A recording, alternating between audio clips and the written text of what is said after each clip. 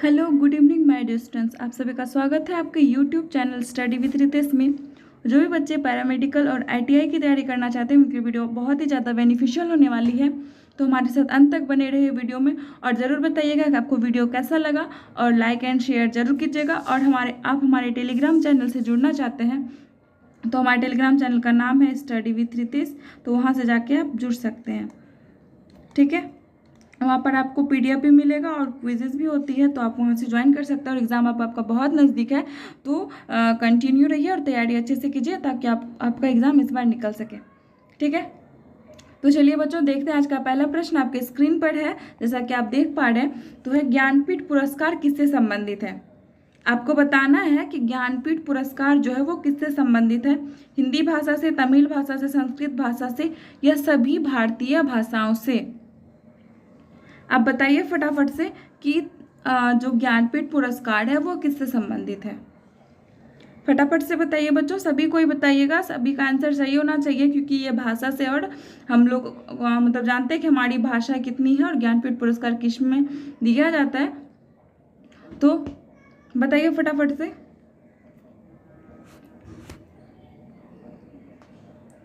फटाफट से बताइए बच्चों, मतलब ज्ञानपीठ पुरस्कार किससे संबंधित है। तो ये जिन भी बच्चों को ऑप्शन नंबर डी है वो बिल्कुल सही है। तो ज्ञानपीठ पुरस्कार जो वो सभी भारतीय भाषाओं से संबंधित है।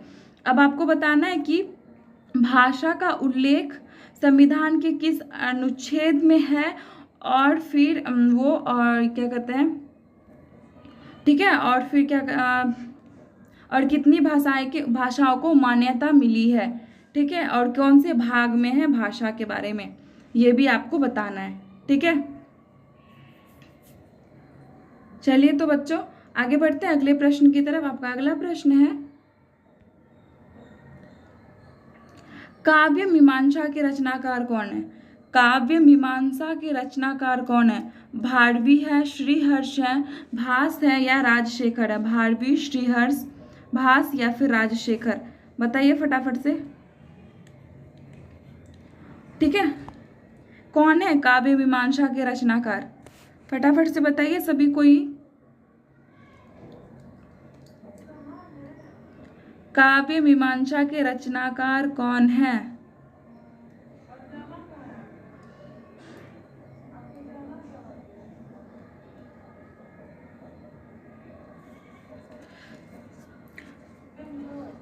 ठीक है, तो जिन भी बच्चों को ऑप्शन नंबर डी है राजशेखर बिल्कुल राइट है। ठीक है, तो ये काव्य मीमांसा का रचनाकार कौन है, राजशेखर। ठीक है, अगला प्रश्न है आपके स्क्रीन पर, यदि ए ओ ए ओ के आगे कोई स्वर हो तो इनके स्थान में क्रमशः अ, अव, आव या आव हो जाता है, तो यह कौन सी स्वर संधि कहलाती है। बताइए फटाफट से। यदि ए ओ के आगे कोई स्वर हो तो इनके स्थान में क्रमशः अ, अब, याव, आव हो जाता है, तो यह कौन सी स्वर संधि कहलाती है आपको बताना है। फटाफट से बताइए। वृद्धि स्वर संधि, अयादी स्वर संधि, यन स्वर संधि और दीर्घ स्वर संधि। बताइए। तो जिन भी बच्चों का ऑप्शन नंबर बी है वो बिल्कुल सही है। ठीक है, क्या हो जाएगा, बी। ओके, यन स्वर संधि। ठीक है, यन स्वर संधि जो हो जाएगा। ओके, अगला प्रश्न है आपका, जगन्नाथ शब्द में सही संधि है। आपको बताना है कि जगन्नाथ में कौन सी संधि है। स्वर संधि है, विसर्ग संधि है, व्यंजन संधि है। स्वर संधि, विसर्ग संधि, व्यंजन संधि। पहले तो इसका संधि विच्छेद करिए फिर बताइए कि क्या हो जाएगा। जगन्नाथ का क्या होता है, जगत जोर नाथ। ठीक है, तो उसमें क्या आ रहा है आपका, इधर तो आ रहा है, इधर नाथ आ रहा है, तो क्या हो जाएगा, दोनों जगह व्यंजन है, दैट मीन्स क्या हो जाएगा आपको, व्यंजन संधि। ठीक है, जिन भी बच्चों का ऑप्शन नंबर सी है वो बिल्कुल सही है। तो क्या जगह जगन्नाथ में कौन सी संधि है, व्यंजन संधि है।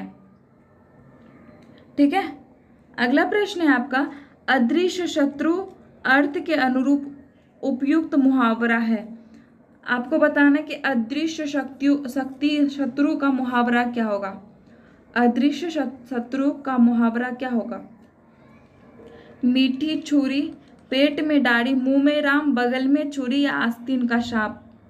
बताइए, अदृश्य शत्रु का मुहावरा क्या होगा, उपयुक्त मुहावरा उसके लिए?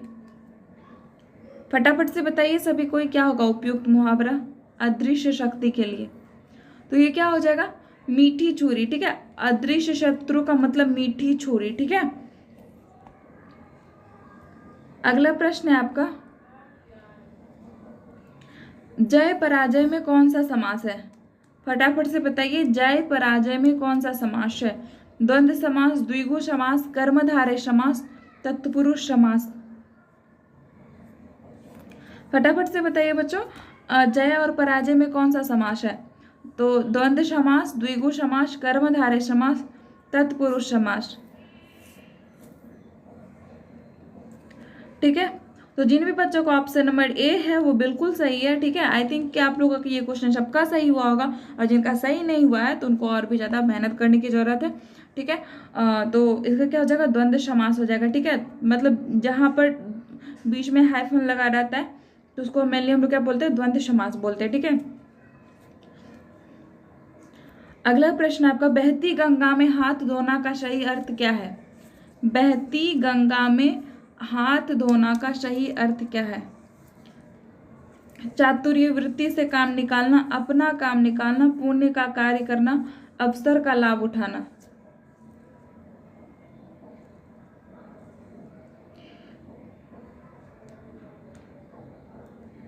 फटाफट से बताइए बच्चों, बहती गंगा में हाथ धोना का सही अर्थ क्या है?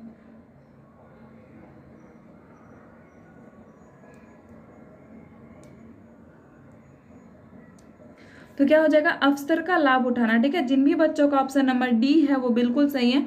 तो क्या हो जाएगा? अवसर का लाभ उठाना। ओके, चलिए अगला प्रश्न है आपका,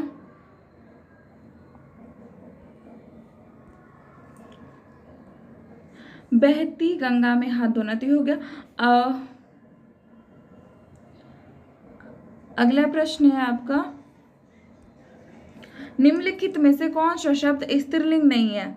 आपको बताना है कि निम्नलिखित में से कौन सा शब्द स्त्रीलिंग नहीं है। सुबह, दोपहर, सांझ और दिन। बताइए सभी कोई बताइए, सारे बच्चों बताइए फटाफट से कि कौन सा शब्द जो है वो स्त्रीलिंग नहीं है। फटाफट से बताइए, कौन सा शब्द जो है वो स्त्रीलिंग नहीं है।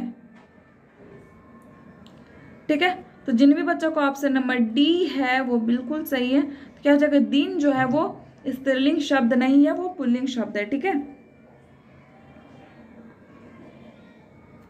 निम्नलिखित में से कौन सा शब्द हंस का पर्यायवाची है?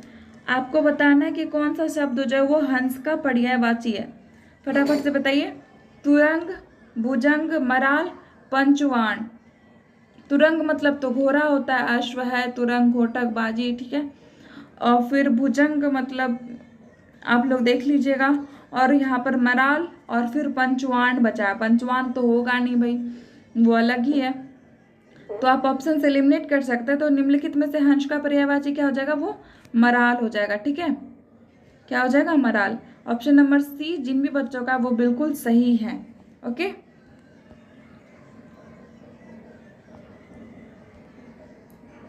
अगला प्रश्न है आपका, निम्नलिखित में से एक वाक्य में क्रिया भक्षण करने के अर्थ में प्रयुक्त हुई है। तो यह वाक्य है, वह हराम का पैसा खाता है, वह जूते खाता है, वह कसम खाता है, वह आम खाता है। क्रिया भक्षण का बात किया गया है, क्रिया का पता लगता है उस वाक्य से, तो आपको बताना है। ठीक है, वह हराम का पैसा खाता है, वह जूते खाता है, वह कसम खाता है, वह आम खाता है। तो ऑब्वियसली क्रिया हो रहा है, वह आम खा रहा है। ठीक है, ठीक है, तो ऑप्शन नंबर डी जिन भी बच्चों का है वो बिल्कुल सही है। ठीक है, ऑप्शन नंबर डी जिन भी बच्चों का वो बिल्कुल सही है।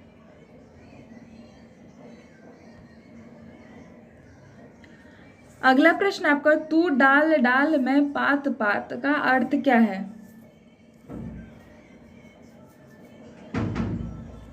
फटाफट से बताइए बच्चों कि तू डाल डाल मैं पात पात का अर्थ क्या है? खतरा उठाना, आगे आगे दौड़ना, पेड़ पर चढ़कर खेलना, या चालाकी का जवाब चालाकी से देना। सभी कोई बताइए, ये प्रश्न किसी का भी गलत नहीं होना चाहिए। बहुत बार हम लोगों ने बोला होगा तू डाल डाल मैं पात पात, कुछ ऐसे करके कविताएं भी थी। तो आपको बताना है इसका अर्थ। तो तू डाल डाल मैं पात पात का अर्थ क्या होगा, बताइए फटाफट से। तो जिन भी बच्चों का ऑप्शन नंबर डी है वो बिल्कुल सही है। चालाकी का जवाब जो है वो चालाकी से देना। ठीक है,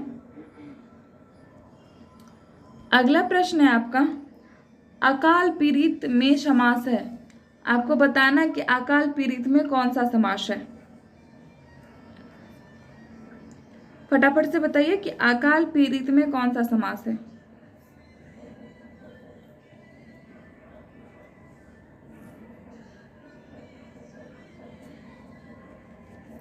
फटाफट से बताइए बच्चों, अकाल पीड़ित में कौन सा समास? कर्मधारय समास, द्वंद्व समास, तत्पुरुष समास, या बहुव्रीहि समास? अकाल पीड़ित है, इसका पहले अर्थ निकालिए। अकाल से पीड़ित, और वहां क्या लग रहा है? से लग रहा है। ठीक है, तो वो क्या हो जाएगा आपका? तत्पुरुष समास। ठीक है, जिन भी बच्चों का ऑप्शन नंबर सी है वो बिल्कुल सही है। तो क्या हो जाएगा? तत्पुरुष समास। अगला प्रश्न है, अन्व्यंजन का शुद्ध संधि विच्छेद क्या है? अन्व्यंजन का शुद्ध संधि विच्छेद क्या है?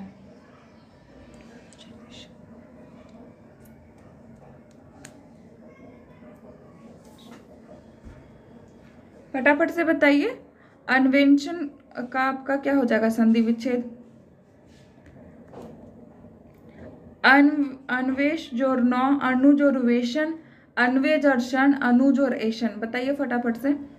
तो संधि विच्छेद क्या हो जाएगा? ये अनुजोर एशन। ठीक है, जिन भी बच्चों का ऑप्शन नंबर डी है वो बिल्कुल सही है। तो अन्वेंशन का क्या हो जाएगा संधि विच्छेद?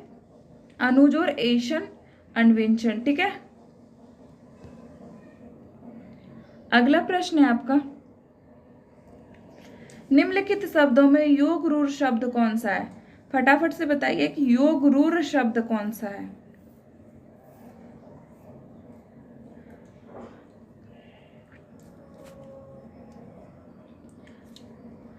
बताइए फटाफट से, योग रूढ़ शब्द। चक्रपाणी, उपचार, पाठशाला, अभिव्यक्ति। योग रूढ़ का मतलब कि वो अपना अर्थ छोड़कर अलग अर्थ बताए। तो दो शब्द जो मिलता है और वो अपना एक अलग अर्थ देता है, तो उसका क्या होता है वो आपको बताना है। विशेष अर्थ देता है। ठीक है, क्या? विशेष अर्थ। तो वही आपको बताना है कि योग रूढ़ शब्द कौन सा है। उपचार, नॉर्मल उपचार करना, पाठशाला मतलब जहाँ पढ़ने जाते हैं, और अभिव्यक्ति। चक्रपाणी मतलब किसको बोला जाता है? विष्णु को बोला जाता है। ठीक है, तो जिन भी बच्चों का ऑप्शन नंबर ए है वो बिल्कुल सही है, तो चक्रपाणी हो जाएगा। ठीक है, अगला प्रश्न आपका, गोधूम का तद्भव है। आपको बताना है कि गोधूम का तद्भव क्या होगा। फटाफट से बताइए, गोधूम का तद्भव। गेहूं, गोबर, गाय, गोधन। बताइए फटाफट से, गोधूम का तद्भव क्या होगा। गोधूम तत्सम शब्द है और उसका तद्भव बताना है। तो गोधूम का तद्भव क्या होगा? जिन भी बच्चों का ऑप्शन नंबर ए है वो बिल्कुल सही है। गोधूम का तद्भव क्या हो जाएगा? गेहूं। ठीक है, क्या हो जाएगा? गेहूं। ओके, अगला प्रश्न है आपका आपकी स्क्रीन पर, तल्लीन शब्द में सही उपसर्ग का विच्छेद है। तल्लीन शब्द में सही उपसर्ग का विच्छेद किया गया, मतलब कि इसमें विच्छेद किया गया और आपको बताना कि कौन सा इसमें सही उपसर्ग है। फटाफट से बताइए बच्चों, तल्लीन को जब तोड़ेंगे तो वो कैसा टूटेगा, ऐसा बताना है आपको। एक तरह से संधि विच्छेद ही करना है। बताइए फटाफट से।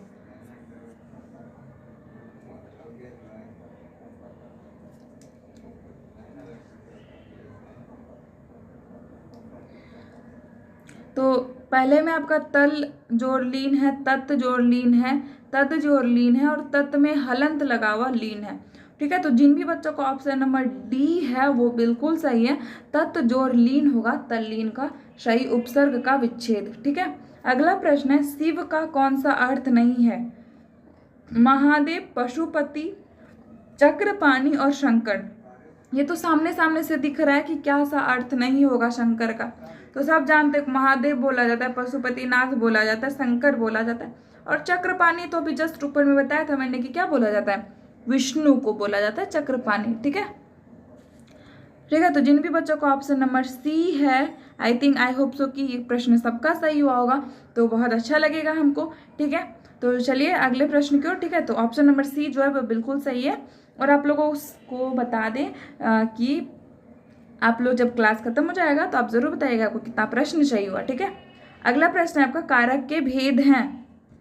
आपको बताना है कि कारक के भेद हैं। कारक के कितने भेद होते हैं? ये तो भाई सबको पता होगा, कारक के कितने भेद होते हैं? 5 भेद होते हैं, 6 भेद होते हैं, 7 भेद होते हैं, 8 भेद होते हैं। और आपका सर्वनाम का कितना भेद होता है ये आप बताएंगे कमेंट बॉक्स में। ठीक है, फटाफट से बताइए कारक के कितने भेद होते हैं।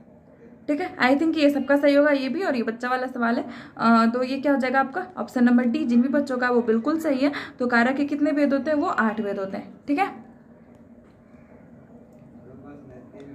अगला प्रश्न है आपका, केशव कहीं न जाए का कहिए। केशव कहीं न जाए का कहिए पंक्ति के रचनाकार हैं। केशव कहिए ना जाए का कहिए, बताइए फटाफट से। आचार्य केशव दास, तुलसीदास, सूरदास, रहीमदास। बताइए फटाफट से, केशव कहीं न जाए का कहिए पंक्ति के रचनाकार कौन है? तो देख सकते हैं कि आपके एग्जाम में जो प्रश्न पूछा गया पंक्ति से पूछा गया है, दैट मीन्स आपको कविताओं का भी होना पता होना चाहिए। ठीक है, किनके द्वारा कौन सी पंक्ति लिखी गई है, तो ये आपको मालूम होना चाहिए। ठीक है, तो ये जिन भी बच्चों का ऑप्शन नंबर सी है वो बिल्कुल सही है। तो ये किनका लिखा गया है? तुलसीदास जी के द्वारा लिखी गई है। ठीक है, तो केशव कहीं न जाए का कहिए। ठीक है, तो ये तुलसीदास जी के द्वारा लिखी गई है। अगला प्रश्न है आपका, सूरदास प्रेमचंद्र के किस उपन्यास का पात्र है? प्रेमचंद्र जी ने एक उपन्यास लिखी है जिसमें कि सूरदास का जिक्र किया गया है, तो वो कौन से उपन्यास का पात्र है बताइए। एक वरदान है, प्रतिज्ञा है, गोदान है, और यहाँ लास्ट ऑप्शन नंबर डी में आपका रंगभूमि है।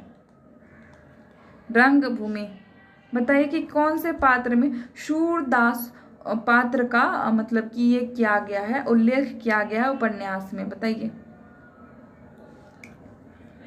तो जिन भी बच्चों का ऑप्शन नंबर डी है वो बिल्कुल सही है। तो अगर आप लोगों ने रंगभूमि पुस्तक पढ़ी होगी सूरदास की, सॉरी प्रेमचंद्र जी की, तो उसमें सूरदास पात्र का उल्लेख किया गया है। ठीक है, चलिए तो आज के लिए इतना ही प्रश्न था। टोटल 20 प्रश्न था और आप बताएंगे कि आपका कितना प्रश्न सही हुआ। और आप लोगों के लिए एक इम्पॉर्टेंट चीज़ है कि आप समास, कारक, कारक में क्रिया विशेष ये सब पढ़ लेंगे अच्छे से, कर्ता कर्म में। ठीक है, और फिर जितना भी मुहावरा वगैरह होता है और फिर पर्यायवाची शब्द होते हैं, ये सब आपको देख लेना है अच्छे से, ताकि आपको एग्जाम में कोई भी प्रश्न ना छूटे। और पुस्तक के लेखक और रचनाकार ऐसा करके आपको मतलब कि देख लेना ये सब, और पंक्तियाँ कुछ कुछ देख लेना जो जो इम्पोर्टेंट है, तो एग्जाम पॉइंट ऑफ व्यू से बहुत ज़्यादा इंपॉर्टेंट होगा। ठीक है बच्चों, तो अभी से आप लोगों को ऑल द बेस्ट, अच्छे से पढ़ाई कीजिए ताकि एग्जाम आपका अच्छा जाए। Take care, bye bye.